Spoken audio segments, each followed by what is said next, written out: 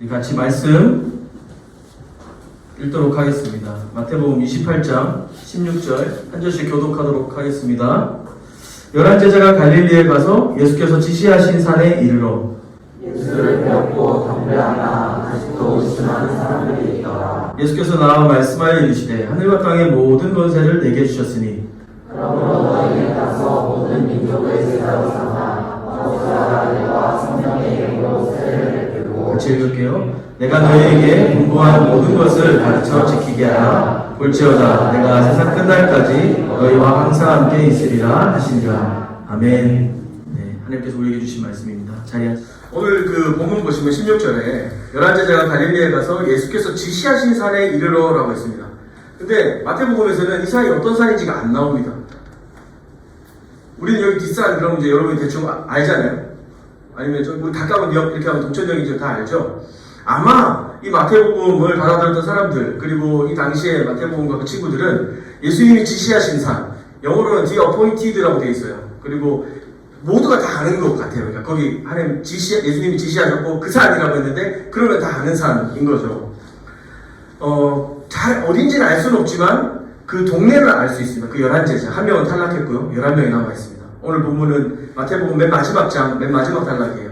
예수님이 죽으시고 부활하셨고 승천하기 전에 마지막으로 제자들을 만난 이야기입니다. 그러니까 한 명이 없죠. 11명이 등장합니다. 그 사람들이 갈릴리로 가죠. 갈릴리는 이 제자들이 처음에 부르심을 받았던 곳입니다. 살던 곳이기도 하고 예수님이 주요하게 사역하셨던 처음 그들이 시작됐던 이 제자 공동체가 시작됐던 곳입니다. 갈릴리. 근데 거기를 어떤 산이라고 하죠. 사실 뭐 정확하게 어딘지 잘 모르겠어요. 그렇지만 우리는 마태복음에서 유독 예수님께서 산에서 많이 가르치셨다는 걸 알 수 있습니다. 지금 우리 거의 2주, 3주, 한 달 동안 팔복 뭐 이렇게 이제 계속 강의하고 산상수훈 얘기하시잖아요. 산에서 하시는 설교예요. 그래서 산상수훈이거든요. 여기뿐만 아니라 변화산 사건 기억하세요? 예수님이랑 제자들 3명이 기도하러 갔어요. 예수님이 기도하고 계신데 베드로가 이런 졸다가 탁 눈 떠보니까 예수님이 막 번쩍번쩍 빛나는 사람들이랑 대화를 하고 계신데 가까이 가서 보니까 엘리야, 한 사람은 모세 막 이런 거죠. 거기도 갈릴리에 있는 산이었습니다. 어쨌든 산 이름은 알려주지 않지만 예수님 지금 오늘 이 16절 딱 한 절만 읽어봐도 지금 이 마지막 이야기를 마지막 단락의 이야기를 주시면서 이 사도 마태는 우리 독자들로 하여금 처음을 기억하라고 얘기하는 것 같습니다. 처음 예수님이 부르셨던 그 자리 그리고 예수님께서 가르치셨던 일들을 상기시키고 있는 거죠. 익숙한 갈릴리입니다. 이 갈릴리 조금 더 설명하면 예루살렘에서 그래도 가장 소문난 할렘이었습니다. 낙후된 지역이었고 반란군들도 많고 그런 지역이었어요. 소외된 지역이었습니다. 정치, 종교, 민족 예루살렘과 거리가 멀고 좀 서러움 많이 당하던 곳이었어요. 그러다 보니까 당시 이 주류 세상에 대한 주류 그 왕이나 뭐 그런 질서들에 대해서 반란도 많이 일으켰고 그랬던 사람들이 숨어들기도 하고 그런 곳이었습니다. 그래서 그런지 예수님이 새로운 하나님의 나라를 시작하시고 꿈꾸기에는 더없이 좋은 곳이 갈릴리가 아니었나 생각됩니다. 저기 막 그 개선문 있는 그런 로마 뭐 이런 데가 아니라 예루살렘 삐까번쩍한 어떤 성전 앞에서가 아니라 이 보잘것없고 너무 뻔한 비린내나는 그런 갈릴리에서 예수님께서 시작하신 그 나라 누룩의 씨앗처럼 너무 작았지만 이제 우리는 알고 있죠. 오늘 우리에게까지 그 하나님 나라가 어떻게 전해졌는지 알고 있죠. 그렇기 때문에 이 갈릴리 예수님이 그 나라를 시작하시기에 그 사역을 시작하시기에 더없이 좋은 곳이 아니었나 좀 생각해 봅니다. 가난한 사람들이 모여 있었습니다. 배우지 못한 사람들 또 정부나 힘 있는 사람들에게 소외받는 사람들이 모여 있었습니다. 예수님 그들 가운데로 가셔서 서로 사랑해라. 내 몸과 같이 서로 사랑해라. 아낌없이 나누어라. 설명하다 심령이 가난한 자는 천국이 저희 것이요 이렇게 얘기합니다. 의를 위하여 핍박받는 자는 천국이 저희 것이요. 예수님의 가르침이 이런 것이었습니다. 부유하고 거대한 동네가 아니라 이 작고 보잘것없는 갈릴리에서 주님이 그 나라의 일들을 시작하신 것은 우연이 아닐 거라는 생각이 좀 듭니다. 아마 그 당시에 살았던 사람들, 예수님의 제자들조차도 예수의 상상력에는 미치지 못했을 겁니다. 그렇기 때문에 예수님 십자가 사건 때 도망가셨다. 그들이 기대했던, 그들이 상상했던 하나님 나라는 그런 모습이 아니었거든요. 그러나 이제 예수님이 새로운 상상력으로 제자들에게 마지막 약속과 명령을 주시는 장면에 이르게 되었습니다. 제자들은 당당하게 예수님과 예루살렘으로 내려갑니다. 세 번째 유월절, 예수님 공생일 때 아마 세 번째 유월절이라고 추정이 되는데 그 유월절에 이제 예루살렘으로 이제 입성하십니다. 제자들은 그 곁에 따라가면서 그 나귀를 타고 사람들이 호산나 호산나 종려나무 간지를 던지고 거기 지나가는 걸 제자들 옆에 같이 걸어갔어요. 이 제자들 마음은 웅장해지죠. 때가 되었구나. 이제 뭐 우리가 옆자리 뒷자리 따질 거 없다. 이제 우리는 장관이다 이러면서 엄청 기대했어요.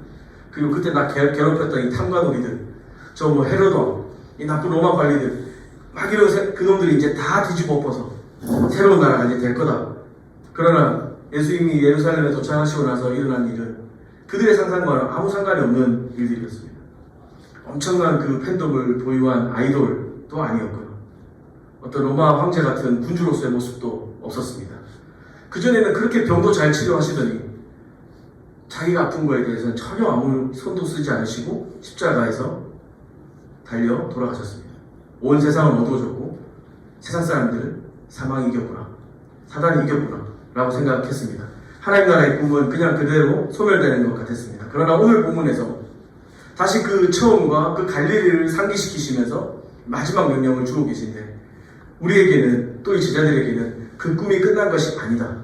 예수님으로부터 시작된 그 나라의 꿈이 시작된 것이 끝난 것이 아니다.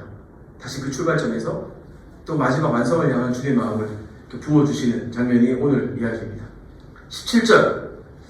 이거 되게 이제 재밌는 구절인데, 예수를 배우고 경배하나 아직도 의심하는 사람들이 있더라.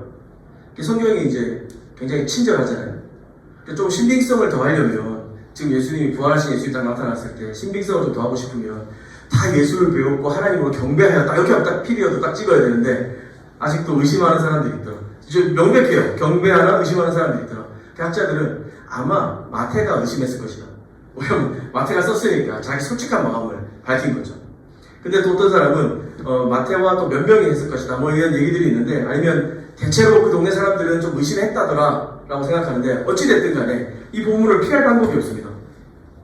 영광스러운 주님이 부활하셔서 그 제자들 앞에 서셨는데 그 주님을 앞에 두고 제자들은 의심했습니다. 그걸 또 굳이 기록을 하고 있죠. 지금 이 본문은 이제 지상명령을 주시는 장면인데, 그 가장 높은 명령, 더 위가 없는 명령, 이런 명령을 지상명령이라고 합니다. 영어로는 더 그레이트 커미션입니다. 가장 위대한 주님께서 부탁하신 위임령이라는 거죠. 이제 그런 이야기를 할 거면 사실 이게 동천동 시골에서 하면 안 되잖아요, 그죠? 좀 간지나는 컨벤션 센터를 빌려가지고 거기에서 막 이렇게 현수막 큰 거 달아놓고 들어올 때 막 풍선도 막 이러고 있고 들어올 때 굿즈도 막 엄청 받고 막 앉으면은 테이블에 음식도 막 나오고 막 이런 데서 멋지게 막 해야 되는데 그렇지 않습니다. 그리고 사람들도 옷도 잘 차려입고 그 리셉션이나 이 모임에 어울릴 것 같은 사람들을 불러야 되는데, 지금 여기 보면 예수님 직계 제자라고 하는 사람들이 예수님이 그 지시하신 산에 오라 그러니까 쫄린다 이러면서 오긴 왔는데 염려하고 있어요. 의심하고 있습니다. 뭘 의심했는지도 중요한데 지금 이 앞에 있는 예수님이 진짜 살아있는 예수님인가? 의심했을 것 같고, 내가 뭘 듣고 있는 거지? 자기 자신을 의심했을 수도 있을 것 같고, 그러니까 우리가 여기서 이거 맞아? 뭐 약간 이런 느낌이었을 것 같아요. 하지만 분명한 것은 이들은 예수를 경배했고 그럼에도 불구하고 일종의 내적 갈등, 연약함들을 그대로 인정하면서 기록하고 있습니다. 그래서 우리에겐 참 다행인 거죠. 만약에 이때 이 사람들이 아무 의심도 없고 하나님께 예수님이 부르시면 이렇게 리더로 콜링하시면 이렇게 막 아무 의심 없이 아멘 할렐루야 이렇게 말하면 우리도 다른 방법이 없어요. 피해갈 방법이 없는데 여기 너무 좋습니다. 의심해도 됩니다, 여러분. 걱정하고 염려해도 괜찮습니다. 제자들도 그랬는데, 아니, 염려와 근심을 권장하는 것은 아닙니다. 그러나 그렇다 해도 괜찮습니다. 여러분도 그 리더로 뭐 콜링 받을 때, 아니면 뭐 제자 훈련을 받아야 되겠다 생각할 때, 예수님 제자들보다 더 나은 사람들도 있을 거예요, 여기에. 그래서 난 할만하지. 내가 그래도 교회 몇 년 다녔는데, 내가 이제 훈련 받을 만하지. 내가 세워질 만하지. 막 그런 생각 하시는 분, 대놓고 말하면 안 되는 건 우리가 알아요. 사회화된 성숙한 인간이기 때문에. 그런 생각이 가득 차 있더라도 그렇게 말하면 순간 나락으로 떨어진다는 걸 알기 때문에 그런 말을 하면 안 됩니다. 그러나 속으로는 할만하다 생각하거나 이제 그럴 수 있죠. 제자들보다 훨씬 나은 사람들인 거죠. 그렇게 보면 어쨌든 근데 괜찮아요, 여러분. 염려하고 걱정하셔도 괜찮습니다. 예수님 직속 제자들도 그런 고민을 했습니다. 마태는 그걸 그대로 인정하는 상태입니다. 제가 그 부실한 장면을 계속 강조하는 이유는 그 다음 절 때문에 그렇습니다. 18절 같이 한번 읽어볼까요? 오늘 본문 18절 시작. 예수께서 나와 말씀하여 이르시되 하늘과 땅의 모든 권세를 내게 주셨으니 라고 합니다. 그러니까 참 이게 모양이 빠지죠. 막 의심하고 이런 데 말고 갈릴리 이런 산 말고 되게 멋있는 백두산 여기 너무 멀죠. 백두산 너무 멀고 여기 무슨 산이 있을까요? 시내산, 시운산 이런 데 있잖아요.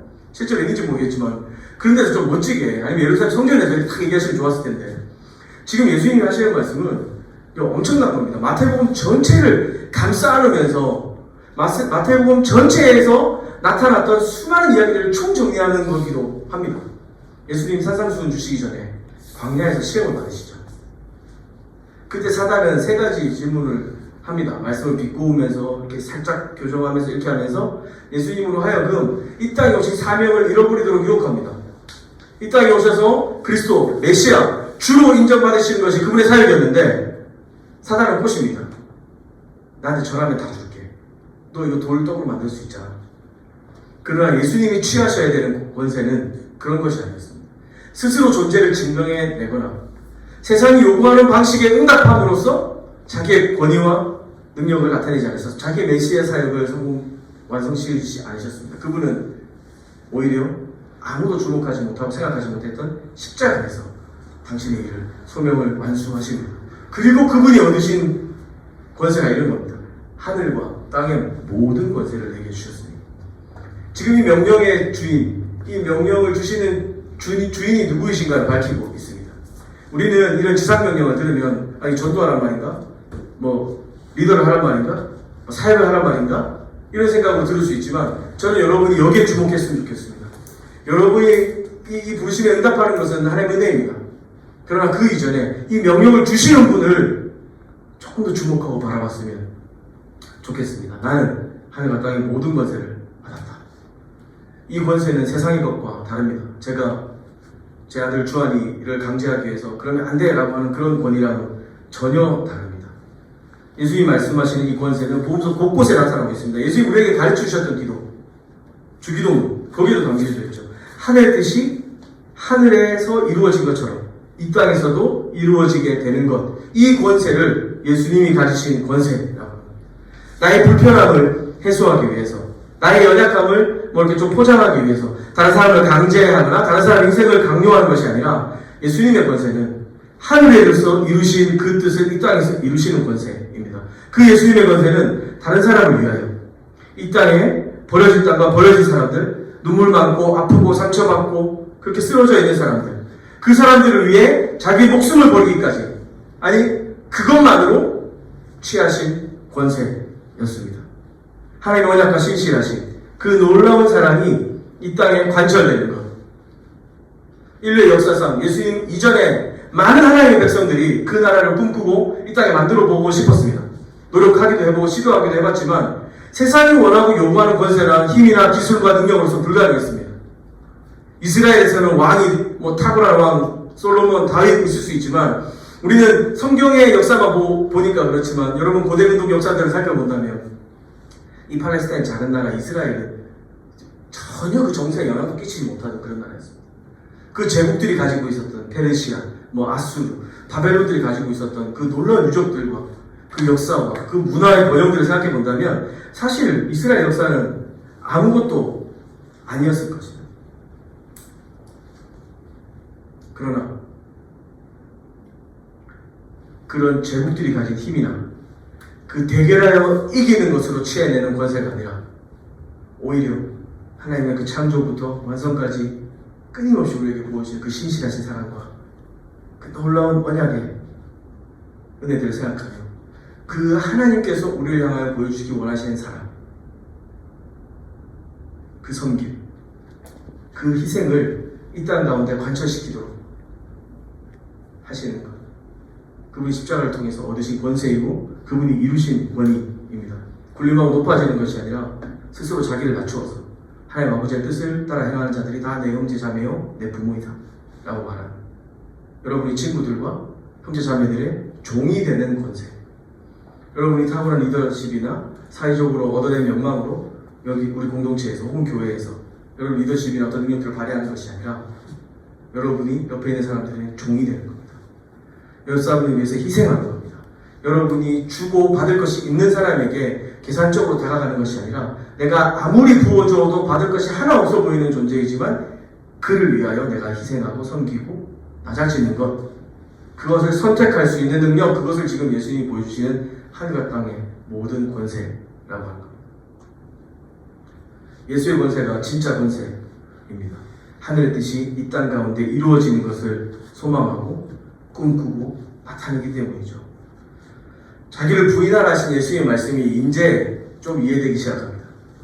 어떻게 나를, 그래도 나라는 존재가 있어야 너도 있고 우리도 있는 거 아니야 라고 할 수밖에 없습니다. 우리는 그런 존재이죠. 그러나 예수님은 오히려 우리 자신을 부인하고 버리고 나를 내려놓고 나를 희생하고 나를 포기할 때 하늘과 땅의 모든 권세를 우리에게 주시는 분이십니다. 그렇게 하나님의 뜻을 이 땅 가운데 관철시키고 그 능력 가운데 나타나도록 하시는 분이십니다. 그러나 우리는 예수님을 믿는다고 말하면서도 여전히 우리 안에 욕망, 성공, 자랑하고 싶은 것, 세상적인 것들로 이 권세를 바꿔버립니다. 적절히 그 권세들에 도움이 될 만한 것들을 생각하고 그런 것들이 신앙적으로 의미 있다고 생각하죠. 우리의 기도의 내용을 들여다보면 아마 우리의 숨겨진 욕망들 저는 더 잘 밝혀질 거라고 생각합니다. 여러분, 오늘 본문이 예수님 생각하십시오. 언젠가 오시는 저 멀리 있는 왕이나 심판관이 아니라 하나님의 모든 권한과 모든 능력과 모든 인정을 받으신 아들로서 그분이 아무 사역을 하시기 전에 세례받고 세례요한에게 세례를 받고 물에서 나오자마자 하늘이 열리고 하나님이 예수에 대한 정체성을 말씀하십니다. 이는 내 사랑하는 자요, 내가 기뻐하는 아들이다. 정체성이 먼저입니다. 그 예수 그리스도께서 우리에게 오늘 이 지상 명령을 주시는 겁니다. 내가 세상을 이겼다.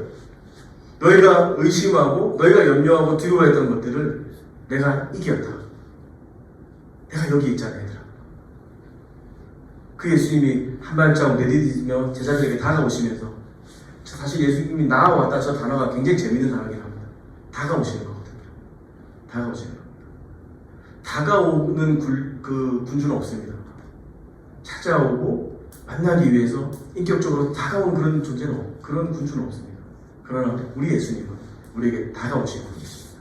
하늘과 땅의 모든 것을 가지시고도 우리에게 찾아오시는 분이십니다. 우리는 끊임없이 악의 역사와 이 죄악된 고리들 속에 어떻게 해야 될지 몰라 좌충우돌하고 끝없는 우리 자신의 허접함과 실패 속에서 스스로 막 근심하고 비하하고 슬퍼하고 안타까워하는 우리 자신의 삶에 그분이 찾아오셔서 그럼에도 불구하고 그분의 온전한 승리 가운데 우리를 초대하시는 겁니다. 내가 세상을 이겼다 선언하시는 그분께서 우리에게 다가오시는 겁니다. 그리고 하늘과 땅의 모든 것을 가진 내가 말한다 라고 하시는 거죠. 19절, 그러므로 너희는 가서 모든 민족을 제자로 삼아 아버지와 아들과 성령의 이름으로 세례를 베풀고 라고 했습니다.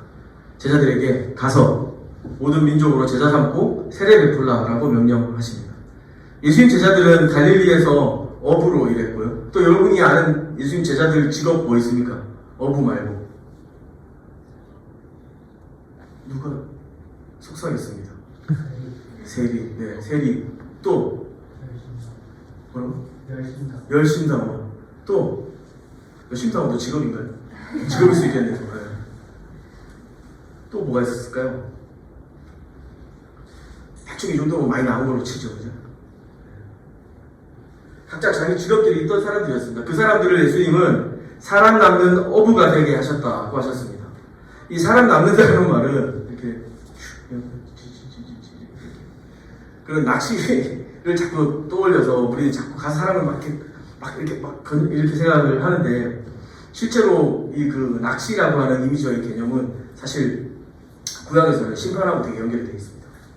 그리고 마지막 날 그 심판 앞에 어떤 초청하고 되게 연결이 많이 되어 있는데, 어쨌든 오늘 이 시작 예수님께서 제자들을 부르시며 살아남는 어부가 되게 하겠다라고 하는 것은 하나님 나라로 사람들을 초대한다 이런 뜻입니다.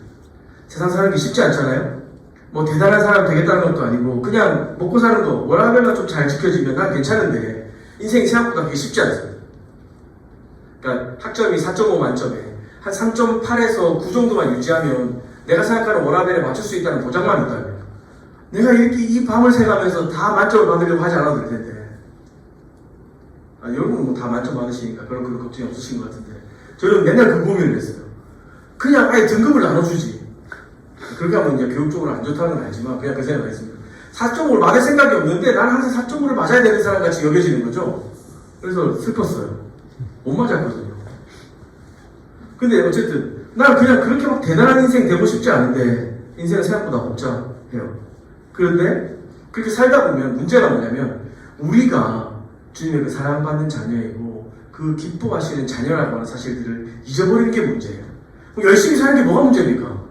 우리 주어진 한 번뿐인 인생 열심을 다하고 자기의 삶을 성장시키고 변화시키고 뭐 즐겁게 배우고 또 뭐 그런 거 너무 좋은 거라고 생각해요. 나쁘다고 생각하지 않습니다. 그런데 문제는 뭐냐면 이런 분주함들은 우리의 삶을 삼켜버립니다. 우리의 존재를 삼켜버려요. 그래서 이는 내 사랑하는 자여 내 기뻐하는 아들 딸이다 라고 하신 하나님의 선언을 잊어버리게 만듭니다. 사는 대로 생각하게 만드는 거죠. 우리는 그래서 우리 존재를 계속 증명하는 사람으로 되려고 합니다. 존경받을 만한 사람이라는 것을 내 이름에서 설명하려고 합니다. 그래서 나는 어느 학교 나온 누구고요. 나는 어느 회사 다니는 누구고요. 헬리나 우엔이 그 하버드에서 이제 신학을 가르치던 교수였습니다. 이 사람이 그 데이브레이크 공동체를 이제 찾아가죠. 거기에 가서 이제 자기 좀 리트릿 시간들을 좀 가지려고 이렇게 갔습니다. 너무 힘든 시간이었어요. 신앙에서. 가서 거기 이제 다운증후군과 전신지체 장애자들을 만났습니다. 그 친구들이 다가왔죠. 와서 물어봅니다. 너 누구야? 이렇게 물어보죠.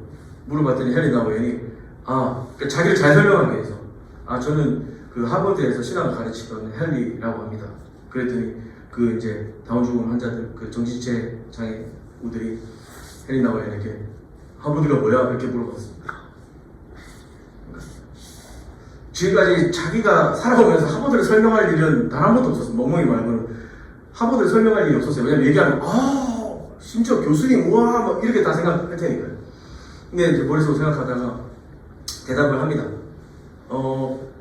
공부를 좋아하는 사람들이 이렇게 모여있는 곳이고 거기에서 학생들을 자기 가르쳤어요. 왜냐면 교수가 뭐야 그러니까 학생들 가르치는 거예요. 공부를 좋아하는 사람이 있어? 이렇게 대답하는 거예요. 그런 사람이 어디 있어? 자기들끼리 이상한 사람이다 막 이런 얘기를 하는 거죠. 사실 헬리나 우엔은 그 순간 그 사람이 쓴 아담이라는 책 성을 보고 그런 글을 써놨습니다. 내가 여기에서 내 깊은 고민들을 종식시킬 수 있겠다는 생각이 듭니다. 왜냐하면 자기 인생에 있어서 가장 근원적인 질문, 자기를 하버드 나온 사람, 하버드에서 가르치는 교수, 몇 살, 어느 정도의 사회적 위치로 다른 부차적인 거로 자기를 설명할 필요 없이 그냥 헬리라고만 소개하면 되는 것이었고, 그리고 헬리나 우엔은 그 장애우 친구들을 향해서 이렇게 얘기했었습니다. 하나님이 나를 보시는 방법과 가장 가까운 방식으로 나를 바라보는 사람들이 이 친구들이었다. 나의 이 신앙의 방황들이, 내 삶의 방황들이 여기서 종식될 것 같다는 느낌을 받았다라고 하는 거죠. 우리는 하늘과 땅의 모든 것을, 십자가를 통해서 하늘과 땅의 모든 권세를 취하신 예수 그리스도 그분께서 우리에게 다가오신다는 사실을 기억해야 됩니다. 그분이 우리에게 그분 수준에 가능한, 감당 가능한 일들을 우리에게 부탁하고 계시다는 사실들을 알아야 됩니다. 우리가 어떤 존재인지, 우리의 근원적인 정체성에 관하여서 여러분 정말 격려하고 싶습니다. 하나님, 여러분 정말 사랑하시고 여러분을 위해서 자기를 다 버리신 분이십니다. 모든 것을 다 포기하고도 바꾸고 싶은 게 여러분이었습니다. 여러분의 정체성은 거기에 있는 겁니다. 하루하루 버티고 그냥 해내야 되는 과제이고 막 그냥 인내해내야 되는 그런 삶이 아닙니다. 우리의 모든 삶은 하나님께서 허락하신 선물이고 복된 축제와 같은 삶입니다. 돈이나 성공이나 명예 같은 것들이 우리 인생을 좌지우지하는 것처럼 보입니다. 제가 43살일 때 제가 제 친구들이나 제 제자들이나 후배들하고 이렇게 대화를 하다 보면 진짜 집 없는 사람 저밖에 없습니다. 그리고 집이 없을 가능성이 아주 높은 사람 저밖에 없어요. 노력을 기울일 수 있는 방법도 없습니다.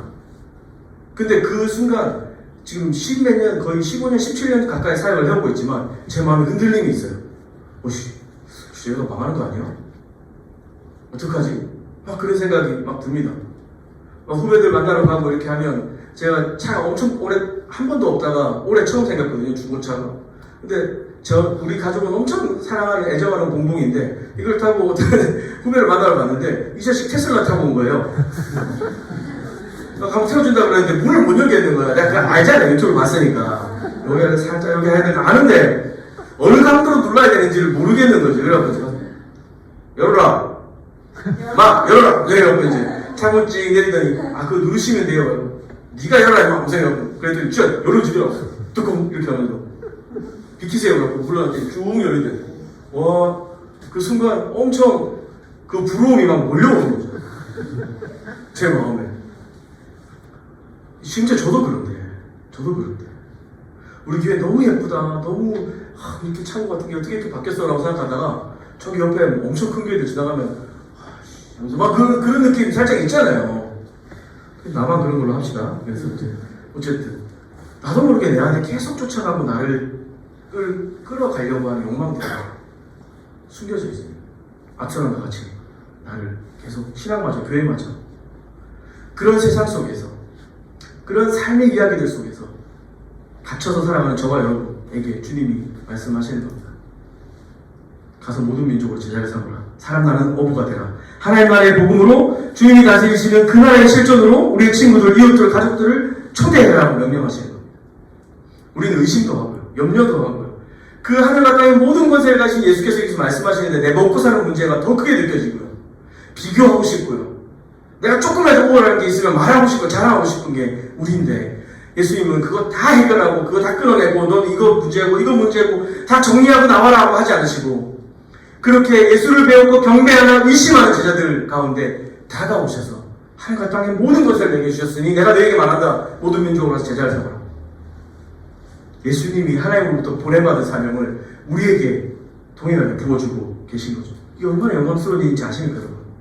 우리가 교회로 존재할 뿐만 아니라 우리가 살아가는 삶이 진짜 이 복음이 예수 그리스도가 정말 가치가 있고 의미가 있고 우리 모든 인생의 궁극적 소망이 된다고 하는 사실들을 그냥 우리 혼자서 어쩔 수 없이 들어야 되는 보험처럼 가족 때문에 어릴 때부터 어떤 인이 박혀버린 어쩔 수 없는 그 무언가가 아니라 가서 모든 족속을 제자 삼도록 예수님도 12명밖에 안 하셨으면서 우리한테는 모든 민족 본인의 그 권위와 이 명령을 주시는 그분의 영광으로 우리를 부르시는 겁니다. 우리에게 그 명령을 주시는 겁니다. 이벤트 잘해라, 새생명 축제 성대하게 해라, 공동체 제작수 늘려라, 그런 거 아닙니다. 하나님 나라 질서, 그 예수님이 얻으신 권세가 뭔지 제가 설명했죠. 그죠? 그 십자가를 지는 삶, 하나님 나라의 그 은혜와 사랑과 수용과 환대와 기쁨과 자유가 넘치는 공동체로 모든 민족들 화목제랑 비슷합니다. 다 안 나눠 먹으면 자기 주머니 챙기기 바쁜 게 우리이기 때문에 여기에서 예수님이 모든 민족이 안 하고 주변 사람들에게 라고 하면 여러분의 주변은 굉장히 좁아질 거고 그럴 겁니다. 예수님 그걸 아셨습니다. 그래서 모든 민족, 이 말은 두 가지를 다 가집니다. 우리가 만나지 않을 이유 하나 없고 만나지 못할 장벽 하나 없습니다. 예수님이 그분이 가진 권세로 그분의 영광으로 그분의 삶으로 그분의 삶으로 우리를 부르시는 거기 때문에 그렇습니다. 여러분 이 말씀을 이제 마무리하겠습니다. 맨 마지막 절 20절에 가면요, 이제 19절에 가면 제자로 삼아라 한 다음에 구체적으로 어떤 일을 해야 되는지 설명합니다. 그러고 나서 20절에 내가 너에게 분부한 모든 것을 가르쳐 지키게 하라. 볼지어다 내가 세상 끝날까지 너희와 항상 함께 있으리라 라고 이제 이야기 하십니다. 이제 마무리, 예수님도 이 지상명령의 마무리 하십니다. 우리가 주님이 함께 하신다라고 하는 약속 참 중요합니다. 이 마태복음의 처음 시작할 때 예수님 이름을 임마누엘로 시작하잖아요. 아들 낳을 텐데 그 아들 이름은 임마누엘이라 하라. 이 임마누엘은 God with us잖아요. 그리고 이 마태복음의 맨 마지막 절이 내가 너희와 항상 함께 있으리라 하십니다. 하나님 우리와 예수 그리스도께서 우리와 함께 있으리라고 하셨습니다. 저는 이 본문을 두 가지로 해석할 수 있다고 생각이 됐습니다. 하나는 우리가 어디에 있든지 그분이 함께 하신다는 거죠. 또 하나는 우리가 그분과 함께하는 방법이 뭘까? 그분과 동행하는 방법이 뭘까? 이렇게 고민해보면 그분이 계신 곳에 우리가 있으면 됩니다. 이해되세요? 사랑하는 사람이 있다면 내가 있는 곳에 오게 할 수도 있지만 그 사랑하는 사람이 있는 곳에 우리가 가면 그 사람과 함께하는 거죠. 예수님은 어디 계실까요? 예수님은 누구 곁에 있는 것을 즐거워하실까요? 어디에 계시면서 우리의 주목을 끌려고 하실까요? 저기 거대한 성전 꼭대기? 아니면 저기 롯데마트 큰 롯데백화점 시그니엘 이런데 펜트하우스 이런데? 적어도 예수님이 누굴 위해 십자가를 졌는지 생각해 본다면 그분이 주목하시고 우리의 관심을 끌려고 하는 그곳은 아마도 저와 여러분의 시선에서도 잘 미치지 않는 그 어딘가일 것 같습니다. 우리 인생도 힘들고 버겁습니다. 그러나 우리와 달리 우리의 선택만으로도 내가 선택할 수 있고 내가 하면 되는 거 아니야? 라고 생각하는 것 그것마저도 허락되지 않는 사람들이 많이 있습니다. 노력하면 다 되지. 아니요. 노력할 수 없는 환경에 있는 사람들이 있습니다. 아니 상담받고 주변 사람들하고 좀 마음을 열고 이렇게 사회적 관계를 가지면 다 회복되고 그런 거 아니야? 아니요. 그렇게 마음을 열 수 없는 사람들이 있습니다. 우리가 다 이해할 수 없는 극심한 상처와 아픔과 눈물과 소외와 배제 가운데 힘들어하고 누구의 시선도 닿지 않는 그곳에 예수님은 우리의 주목을 끌기 위해 그들과 함께 계신다고 저는 믿습니다. 너희가 소자에게 하나 한 것을 내게 한 것이라 여기겠다고 말씀하셔 주십니다. 여러분 그 작은 사람 여러분 주변에 좀 찾아야 됩니다. 여러분 주변에 눈에 잘 보이지 않는 그 사람 함께 있지만 투명인간 같은 사람 있잖아요. 예수님 그 곁에 계십니다. 예수님이 가서 모든 민족을 제자를 삼아라 가르쳐 내가 너에게 분방 모든 걸 가르쳐 지키게 하라 내가 너희와 항상 함께 있겠다 너희가 세상과 축제를 성닭이 일어서 여기를 가득가득 채우고 본당을 가득가득 채우는 그런 공동체가 되면 좋겠다. 절대 아무 상관이 없습니다. 하등 상관이 없습니다. 그분의 권세와 능력이라면 그건 아무 관심이 없습니다. 그러나 우리의 삶의 중심에 그리스도 그분이 기뻐하시는 삶으로 나아가도록 우리 초청하신다면 그 부르심에 여러분 좀 반응하셨으면 좋겠습니다. 제가 나눠드린 그 전도 소책자 그거 한 5분 읽어준다고 무슨 감명을 받으면 충격을 받으면서 돌아오겠습니까? 그러나 우리가 기도하고 눈에 보이지 않는 사람들을 찾기 위해서 노력하는 겁니다. 주님이 우리에게 분부하신 모든 것 가르쳐 지키게 하려 원하시는 그것이 무엇인지를 생각할 때 가난하고 버려진 사람들, 소외된 사람들, 우리 주변에서 보이지 않는 사람들 심지어 우리 가족인데도 불구하고 내 친구인데도 불구하고 예수님의 주목을 끌고 있는 그 자리로 여러분이 가시는 것 그건 이번 새생명 축제 때 여러분에게 도전하고 싶은 겁니다. 예수님이 여러분과 함께 하실 겁니다. 우리가 이 우크라이나도 러시아도 떠올릴 수 있고 수많은 이 열강 가운데 있는 분쟁 지역들과 또 예수님을 위해서 희생하고 수고하는 많은 사람들 그리고 그분을 알지 못한 채로 그냥 쓰러져가는 많은 인생들 그 모든 사람에게 가도록 주님이 요청하시고 부르셨습니다. 하늘과 땅의 모든 것을 가진 예수 그리스도 그분이 우리를 초청하시고 부르십니다. 그 초청 가운데 있는 여러분이 새로운 친구들에게 또 여러분 주변의 이웃들에게 그 사랑을 전하는 것은 너무나도 영광스럽고 복된 일이며 여러분이 먼저 부름받은 이유이기도 합니다. 맨 마지막 절 20절 한번 띄워볼 수 있을까요? 네. 볼지어다부터 같이 한번 읽어보고 마치겠습니다. 시작. 볼지어다 내가 세상 끝날까지 너희와 항상 함께 있으리라 하시니라. 아멘. 우리 같이 찬양하고 기도하도록 하겠습니다. 세상을 구원하기 위해 세상을 구원하기 위해 끌려야 할 피가 필요하다면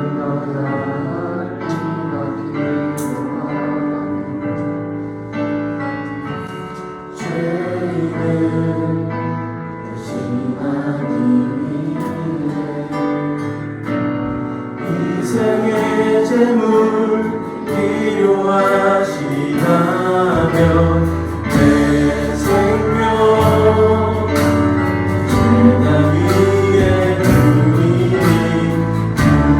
영광 위에 사용하소서. 생명이 보다는 생명 낳고 주님 볼 수 있다면 나의 삶과 죽음도 아낌없이 누리니 죽어야 다시 사는 주의 말씀 믿으며 하늘의 위랄 되어 서거지니 예수님처럼 살아가게 하소서. 함께 2절로 고백하겠습니다. 이리로 지친 양을 찾아 이리로 지친 양을 찾아 감사의 이리저리에 안녕 찾아가는 예수님 마음 내게 주옵소서. 십자가 세상 위한 우리생 눈물로 그길 가게 하소서. 생명이 나는 생명 낳고 주님 볼 수 있다면 나의 삶과 죽음도 아낌없이 누리니 죽어야 다시 사는 주의 말씀 믿으며 하늘의 미랄 되어 서거지니 예수님처럼 살아가게 하소서. 생명이 보다는 생명 낳고 보다는 생명 낳고 주님 볼 수 있다면 나의 삶과 죽음도 아낌없이 누리니 죽어야 다시 사는 주의 말씀이며 하늘의 미랄 되어 서거지니 예수님처럼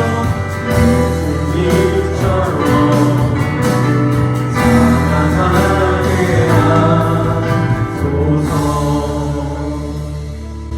예수님 제자들은 예수님 곁에서 그 어마어마한 장면들을 많이 목도했지만 예수님을 떠났습니다. 예수님과 제자들은 항상 함께 있는 것 같았지만 그들에게 위기가 닥쳐올 때 그들은 십자가 앞에 예수님을 던져놓고 도망쳤습니다. 많이 배우고 훈련받았고 신앙생활했고 예수 곁에서 예수를 보았지만 그들이 원하는 메시아가 아닐 때 그들은 예수를 용납할 수 없었습니다. 예수님의 제자였지만 제자가 아니었던 겁니다. 오늘 설교 제목은 예수님이 부탁하신 제자의 삶입니다. 여러분 지금 주님 계신 곳에 여러분도 함께 있습니까? 제자는 그 스승과 함께하는 사람입니다. 그 스승 곁에 머무르는 사람입니다.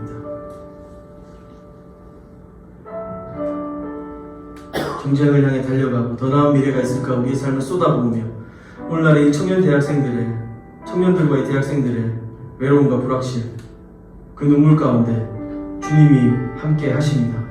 남들이 몰라주는 자기 존재감 때문에 우울해하고 상처로 가득한 우리 친구들 곁에 우리 주님이 함께 계십니다. 화려한 불빛, 세상은 번쩍번쩍거리고 밤이 없는 것처럼 있지만 그 구석에서 술 취한 채 쓰러져 있는 그 웅크린 고난의 시간, 외로움의 시간을 보내는 이웃들, 가족들이 있습니다. 주님 그 곁에 계십니다.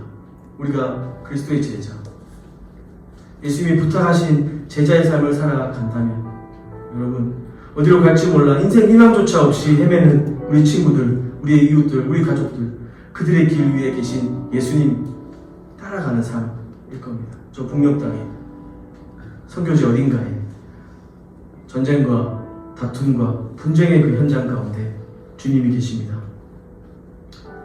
주님 우리를 보내주십시오. 주님의 제자로서 주님이 계신 그 현장에 있고 싶습니다. 주님이 아파하시고 함께 눈물을 흘리고 계신 그들 곁에 있고 싶습니다. 두렵고 염려되고 걱정되고 의심도 되지만 예수를 배웠고 경배하나 아직도 의심하는 자들 같지만 우리 곁에 다가오셔서 하늘과 땅의 모든 권세로 우리를 부르시는 그분 앞에 이 시간 우리의 삶을, 우리의 마음을 결단하며 주님 제자로 살길 원합니다. 주님 불러주신, 부탁하신 이 위임된 제자의 삶 살아가고 싶습니다. 내 마음에 많은 죄의 권세들, 나를 얽고 있고 넘어뜨리려고 하는 모든 것들 이 시간 주님 앞에 고백합니다. 주님 용서하여 주시고 성령으로 우리를 붙들어 주시고 새롭게 하여 주셔서 주님께서 부탁하신 제자의 삶 살아갈 수 있도록 주님 우리를 그렇게 사용하여 주십시오. 내 마음을 그렇게 주님 곁으로 인도하여 주시옵소서. 같이 한번 이 제자의 삶을 결단하고 주님 불러주신 그 은혜를 생각하며 같이 기도하도록 하겠습니다. 하나님 아버지,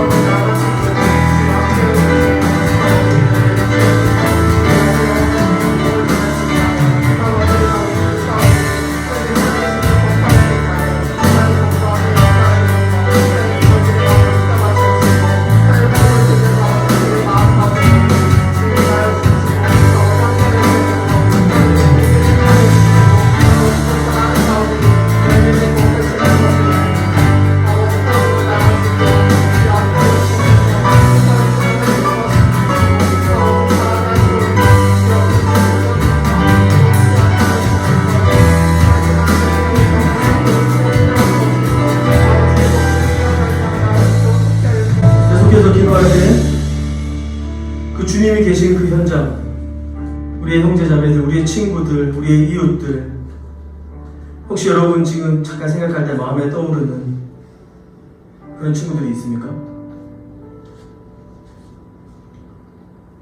주님이 여러분의 이목을 끌기 위해서 그 곁에서 기도하시고 인내하고 그 눈물을 닦아주고 계시는 그런 현장이 혹시 마음속에 떠오르십니까?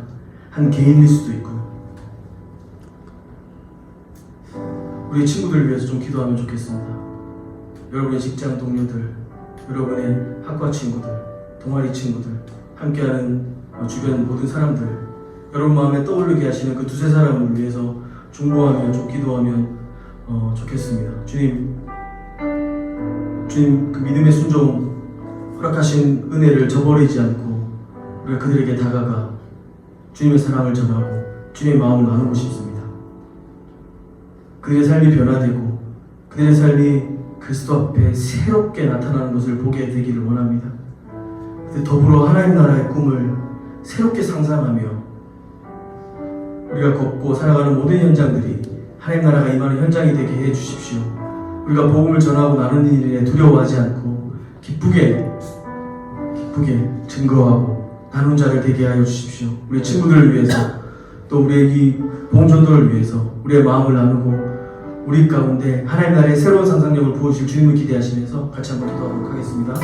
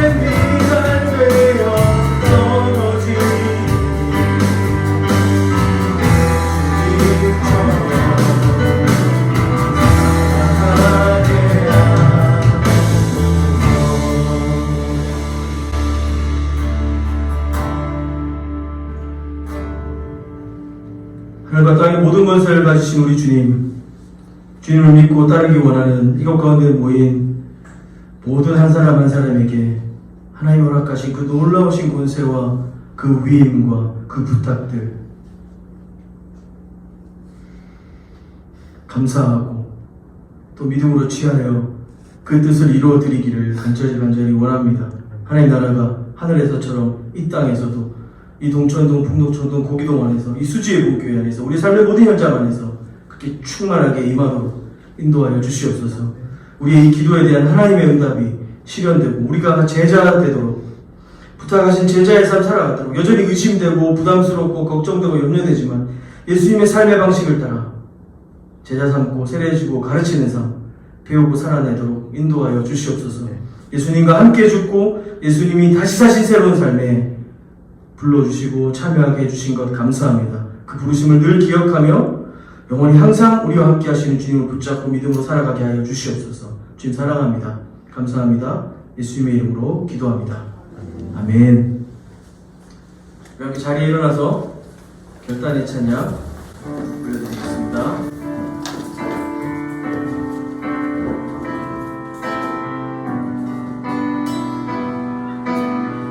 하늘에 계신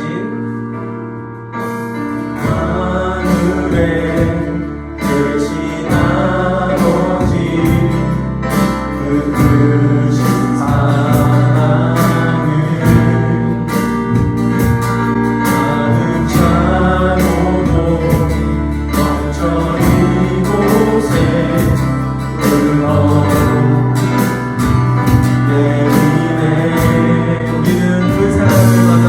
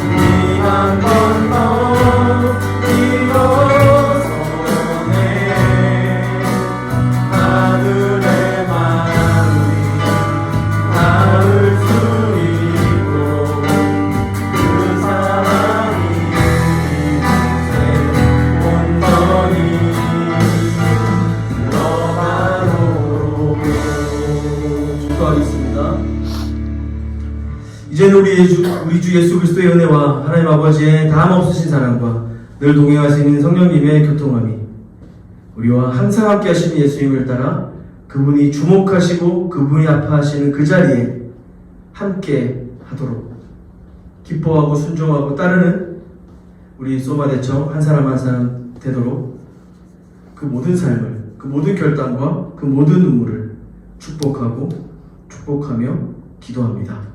아멘.